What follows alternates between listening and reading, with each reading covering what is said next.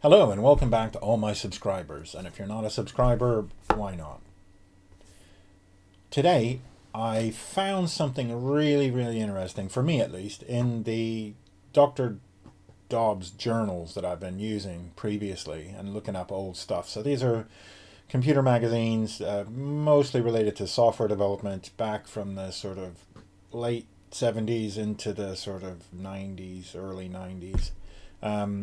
And recently I did a video about free running an well, not a Motorola, but a 68,000 CPU.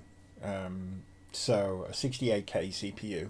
And I free ran it, and you could see the sort of counting up the addresses and whatever. So, just a basic thing to show that the CPU works. And then I considered, well, maybe I should write a bootloader or a kernel or something that I can do with this CPU that I've got. Put it on a breadboard and sort it out with an EEPROM and write it up. And I kind of hummed and hawed about that. But now today I found something in the Dr. Dobbs journal, which let me show you. I found really interesting and intriguing. There is a kernel for 68,000. Now, weirdly, this fellow Steve Passe, he wrote a kernel for a 68,000 Motorola. Now, weirdly, he spent a whole load of time writing a cross assembler in C, but wrote this whole thing in assembly language. But either way, he describes what the kernel is, how it works with the Motorola, how the entry points into the kernel are and how they work. And then there's, using and then he's actually got the entire kernel in assembly language written in this magazine.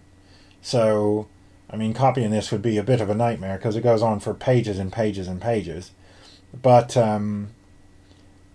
it is really interesting and intriguing, and so I'm going to spend a bit of time looking through what the written text here is, and then studying the assembly code to see how he's running this kernel. And I'm really intrigued with this, and I'm seriously considering writing a bootloader and a kernel for my own 68,000.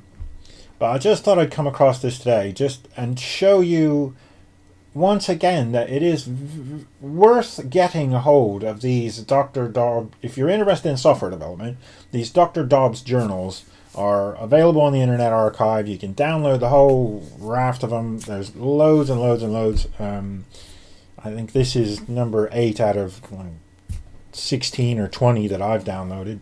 And these are in volumes. So, in fact, this is sort of volume 6 or 8 or something of the magazines that are in here. So basically this number 8 is a bundled up of magazines for 6 or 8 other magazines, if you see what I mean. So they're all combined and bundled up, and so if you download them all, you're going to get a whole raft of stuff with really interesting, although slightly old stuff in here. But if you're interested in retro computing, this is definitely a way to go. Just looking through these things is amazing. So that's it. Just a quick one just to show you this type of stuff that is available, and it's all free to read, and well, you can, if you found transcribing all of that, you can use the code as well. But there's all sorts of stuff in here. There's text editors written in BASIC, compilers written in BASIC. There's all sorts of stuff in these old magazines that are quite intriguing to look into today, and to try and see if you can use them in a modern context, or even if you have some old hardware, you can use them on that. So really interesting stuff. Right, that's it for me today. Once again, please like, subscribe, and share these videos around if you like this sort of stuff. And I will see you soon.